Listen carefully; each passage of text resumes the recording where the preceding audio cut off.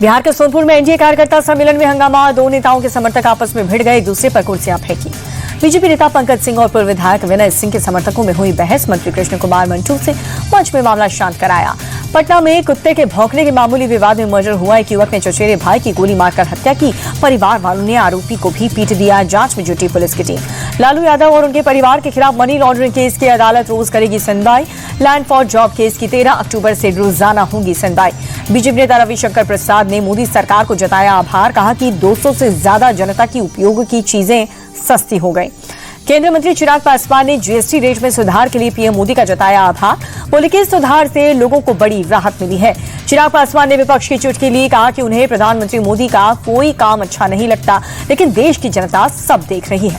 कई जीएसटी दरें लागू होने पर जेडीयू नेता केसी त्यागी बोले, नई दरों से आम जनता को बहुत राहत मिलेगी। सरकार ने जनता को नवरात्रि और दिवाली का गिफ्ट दिया।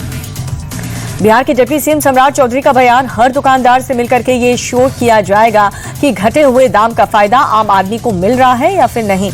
बिहार बीजेपी अध्यक्ष दिलीप जायसवाल ने कहा कि पीएम मोदी ने देश के गरीब और मिडिल क्लास को बड़ा तोहफा दिया, जनता हमेशा याद रखेगी। केंद्रीय मंत्री नित्यानंद राय ने नई जीएसटी दरें लागू होने पर कहा कि पीएम मोदी की सोच हमेशा से यही रही है कि रोजमर्रा की चीजें सस्ती हो जाएं। प्रशांत किशोर और का सवाल, तेजस्वी यादव की यात्रा में कांग्रेस के नेता क्यों शामिल नहीं हो रहे? महागठबंधन में सारा पावर आरजेडी के पास है। आरएलजेपी चीफ पशुपति कुमार पारस ने कहा कि बिहार के 32 जिलों में घुमा हूं, बिहार की जनता बदलाव के मूड में है। बिहार सरकार का ऐलान, 1 जनवरी 2024 से रजिस्टर्ड वकीलों को सरकार 3 साल तक हर माह 5,000 रुपए स्टाइपेंड देगी। केंद्रीय मंत्री रामदास अठावले ने राहुल गांधी को दिया जवाब। कहा कि नरेंद्र मोदी मजबूत पीएम है। भारत की अर्थव्यवस्था 10 से चौथे नंबर पर पहुंची।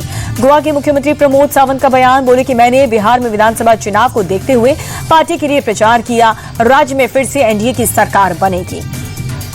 पटना में होने वाली कांग्रेस की सीडब्ल्यूसी की बैठक पर चिराग पासवान का तंज। कहा कि ये कांग्रेस के वर्चस्व की लड़ाई है। बिहार के हाजीपुर में हुई दिशरा की बैठक। केंद्रीय मंत्री चिराग पासवान बोले, दलगत राजनीति से ऊपर उठकर जनहित को ध्यान में रखा गया।